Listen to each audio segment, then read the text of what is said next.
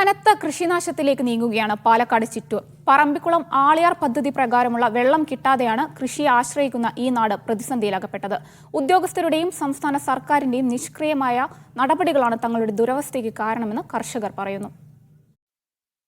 ഒരു നെൽപ്പാടം മുഴുവൻ ആടുകൾ ഇങ്ങനെ മേഞ്ഞു നടക്കുന്നത് കാണാൻ നല്ല കൗതുകമുള്ള കാഴ്ചയാണല്ലേ. പക്ഷേ ഇതിനു പിന്നിൽ ഒരു കർഷകന്റെ കണ്ണുനീരുണ്ടെന്നുള്ളതാണ് സത്യം. പറമ്പിക്കുളം ആളിയാർ പദ്ധതി പ്രകാരം വെള്ളം ലഭിക്കാതെ ചിറ്റൂരിലെ ഒരു കൃഷിസ്ഥലമാണ് ഇങ്ങനെ നശിച്ചു കിടക്കുന്നത്. ഒരു കർഷകന്റെ മാത്രം ദുരവസ്ഥയല്ല ഇത്. ചിറ്റൂർ മേഖലയിൽ നിരവധി കർഷകരാണ് സമാനമായ പ്രതിസന്ധിയിലൂടെ കടന്നുപോയിക്കൊണ്ടിരിക്കുന്നത്. കൊയ്ത്ത് കഴിഞ്ഞ സന്തോഷത്തിന് പിന്നാലെയാണ് നെൽപ്പാടങ്ങളിൽ പൊതുവെ ചെമ്മരിയാടുകളെ മേയാൻ വിട്ടിരുന്നത്. ഇത് പക്ഷേ ദുഃഖം നിറഞ്ഞ കാഴ്ചയാണ്. പൊന്നി വിളയേണ്ട പാടങ്ങൾ വറ്റി വരണ്ടു. ഉണങ്ങി വരണ്ട നെൽക്കതിരുകളാണ് ആടുകൾക്ക് തീറ്റയായത്. കാലാവസ്ഥയ്ക്കനുസരിച്ച് മഴയും വെള്ളമുണ്ടെങ്കിൽ കൃഷി ഇങ്ങനെ ആയില്ലായിരുന്നു. പിന്നെ പറമ്പിക്കുളം ആളിയാർ വെള്ളം നമുക്ക് കിട്ടിയ ആളിയാർന്നുള്ള വെള്ളം സന്ദർഭത്തിന് കിട്ടുകയാണെങ്കിൽ നമുക്കിത് സംഭവിക്കില്ലായിരുന്നു, ഉണങ്ങമില്ല.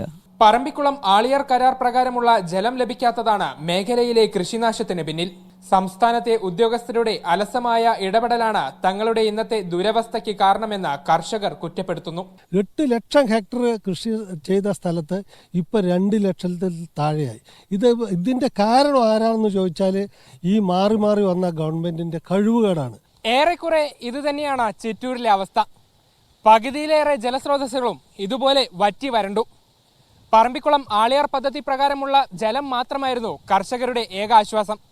അതും ഇത്തവണ ലഭിച്ചില്ല. ചിറ്റൂര് നീങ്ങുന്നത് വലിയ കൃഷിനാശത്തിലേക്കാണ്. ക്യാമറമാൻ ഷിജു ചിറ്റൂരിനൊപ്പം നന്ദഗോപാൽ, മീഡിയ 1, പാലക്കാട്.